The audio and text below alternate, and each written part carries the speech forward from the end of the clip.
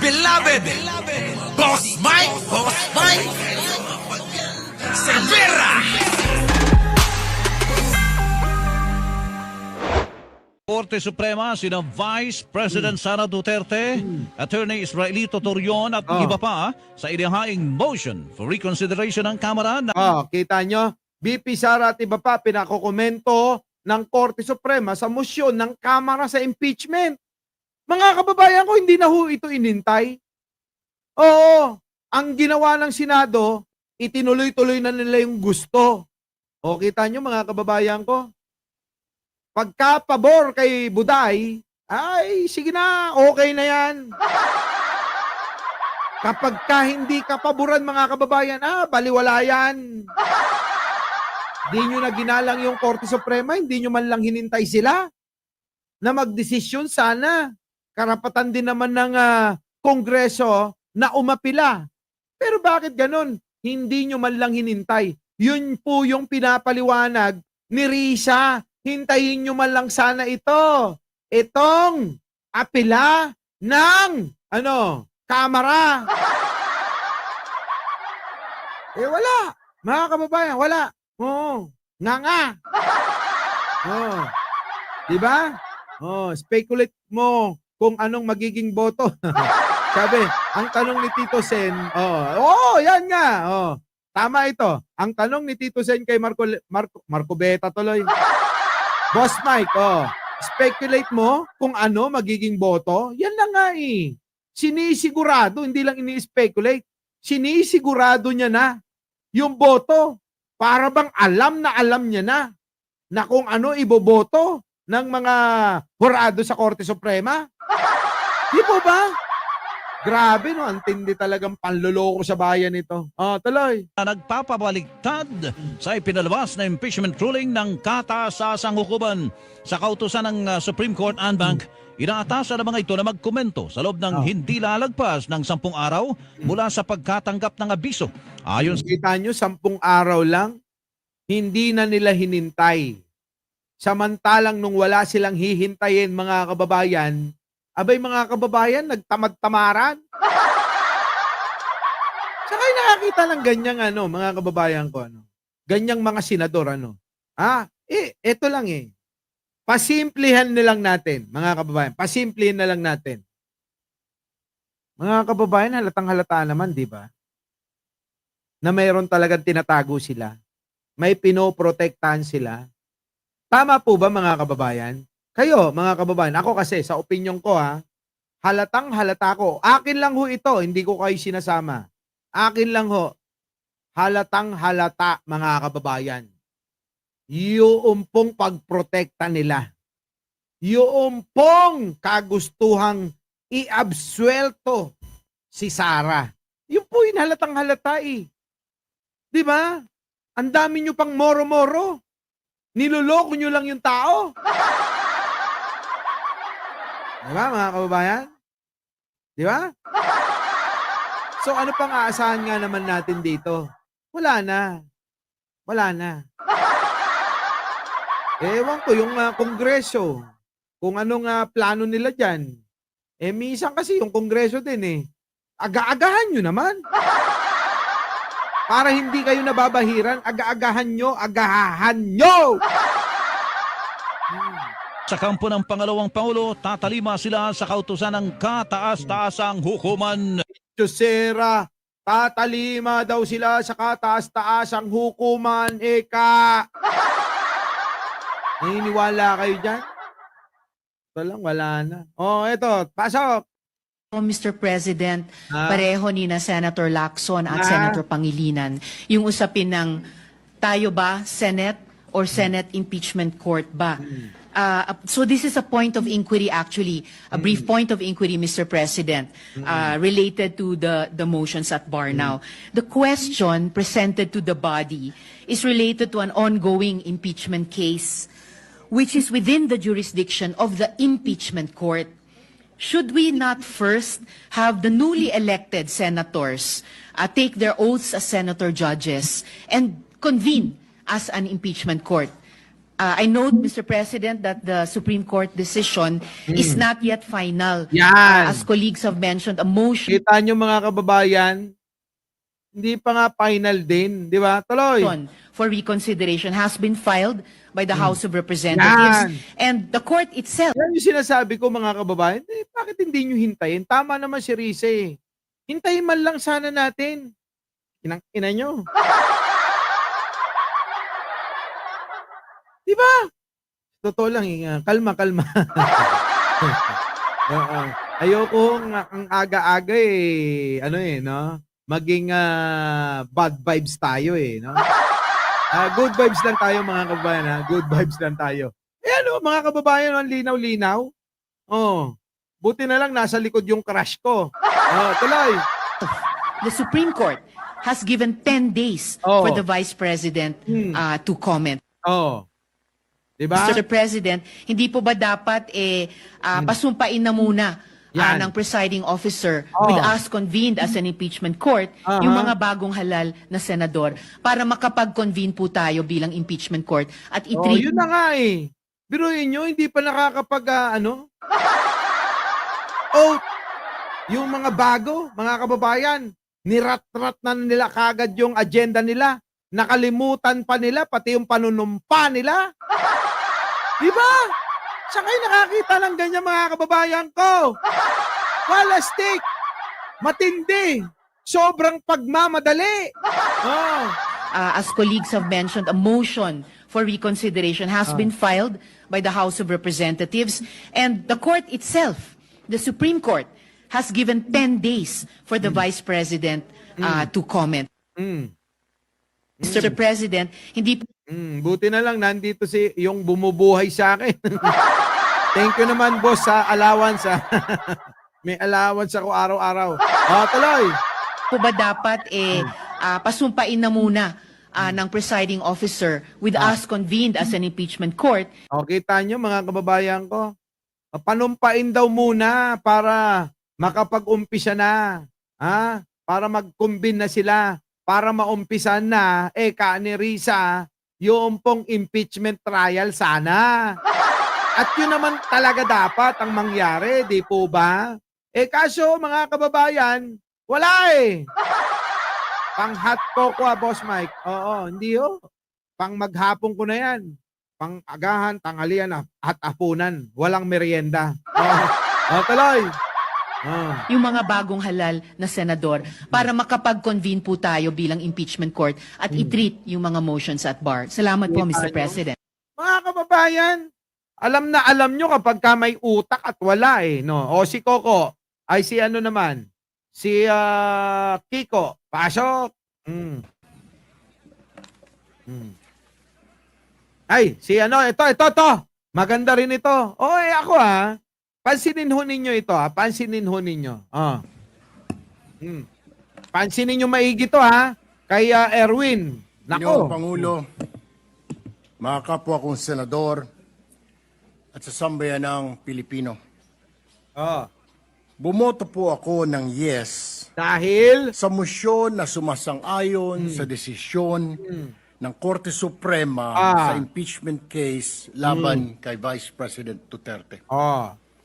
Ito po ay hindi sa kita nyo mga kababayan ko, halos lahat sila mga kababayan, ginawang sangkalan ang desisyon ng Korte Suprema para sa boto nila. Hindi na ho mga kababayan gumawa ng sarili. Karamihan, hindi ko naman sinasabing siya. Kung hindi karamihan sa kanila. Sino? Si Bato, si Bongo, si Lito Lapid, at marami pang iba. Diba? Yun. Tuloy, pakinggan natin. Yun. Ginawang sangkalan nila. Para sa desisyon nila, yung pagboto nila ng yes. Yung desisyon ng Korte Suprema. gusto kong iligtas ang Vice Presidente, Nako. kundi dahil malinaw ang sinasabi ng ating batas Na, at mas malinaw pa ang desisyon ng Korte Suprema. kita nyo mga kababayan ko, lahat halos sila ganyan ang paliwanag. Korte Suprema ang tinuturo. Korte Suprema yung desisyon, ang sangkalan. para bumoto ng yes, ano mga kababayan? Oh. na ito po ay labag sa konstitusyon. Hmm. Alinsunod po sa one-year Saan? bar rule, hindi maaaring magsampa muli ng impeachment complaint Ah, ng 1 taon matapos ang naunang reklamo. nang Ayon po sa kataas-taasang hukuman, ito ay nalabag. At bilang mambabatas, hindi ako pwedeng pumikit na lang sa harap ng isang tahasang paglabag sa ating saligang batas. At para sa panoorin nyo ha. Mamaya bigyan natin to ng reaction pagkatapos para mas maliwanag. o ano pa ang saysay ng panunumpa natin noong nakarang linggo sa tungkulin na nakasaad doon na that I will protect and defend the Constitution kung ito ay susuwin lang naman natin. Ngunit, linawin ko ito. Ang boto kong ito ay hindi para iabsuelto si VP Sara Duterte. Sa totoo lang po, gusto ko siyang humarap sa paglilitis Ayaw. upang maipaliwanag ang mga issue upang sumagot sa mga tanong ng taong bayan. Kita nyo mga kababayan ko? Kita nyo? Parehas lang din naman tayo. Kaya lang nga, gusto nga niya na pasagutin si Sara. Pero bumoto ng yes siya. So mga kababayan ko, anong nangyari? Sinangkalan lang din. Yung pong desisyon ng Korte Suprema. Wala na mga kababayan. Kahit man gusto niya. Sa madaling salita, gusto mo nga pero may katwiran, may dahilan. 'Di ba? Kasi mga kababayan, ganito lang yan. Kung gusto ng isang tao, maraming paraan eh. Di po ba? Kayo po ba'y naniniwala sa ganon? Na kapag ka gusto, may paraan. Kapag ayaw, napakaraming dahilan. Obvious naman na. Tuloy. At upang harapin anumang pananagutan kung ito'y nararapat. Dahil ang paninilbihan sa taong bayan ay hindi po pribilehiyo, Nako. kundi isa ring pananagutan. Totoo naman yung sinasabi mo. Hindi pribileyo ang pagiging senador ninyo. Hindi, yan ho ay may malaking kaakibat na responsibilidad at pananagutan. Mananagot kayo sa taong bayan. Tuloy. Public service is not just a privilege, rather it carries also huge responsibilities. Sa loob po ng mahabang panahon, nasanay na ang ilang matataas na opisyal kapag may kapangyarihan, may lusot. Kapag mataas ang posisyon, immune sa tanong o investigasyon. Ayan na nga talaga naman yung nangyari Yan naman yung nangyari Di ba? Kapag may katungkulan, may kapangyarihan, lusot. Ligtas sa investigasyon. Di po ba? Pagka mga tulad naming mga mahihirap na tao, tulad naming isang kahig, isang tuka, di ba? Abay mga kababayan, kulong agad. Hindi nyo ba napapansin mga kababayan ko?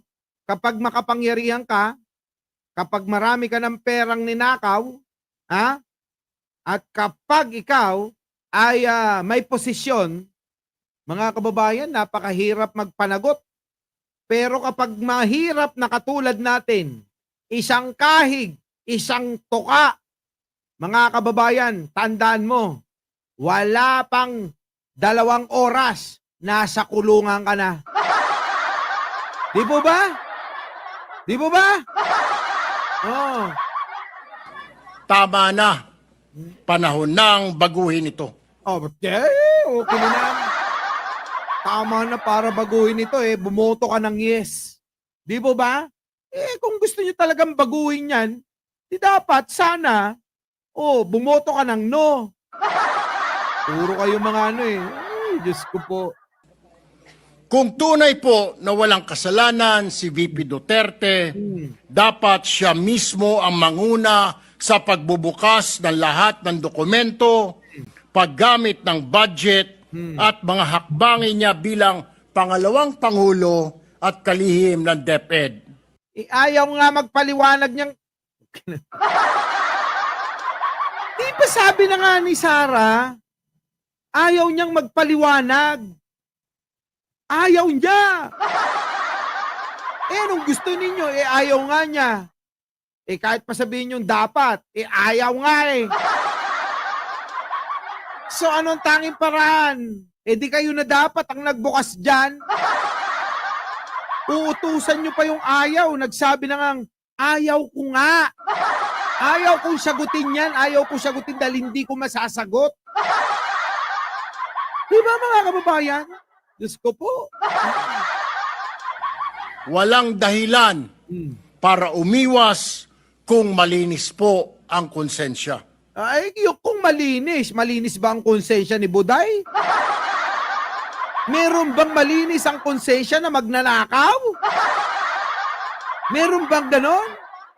O sige nga ho, halatang halatado mo na, alam mo na magnanakaw. May konsensya yon?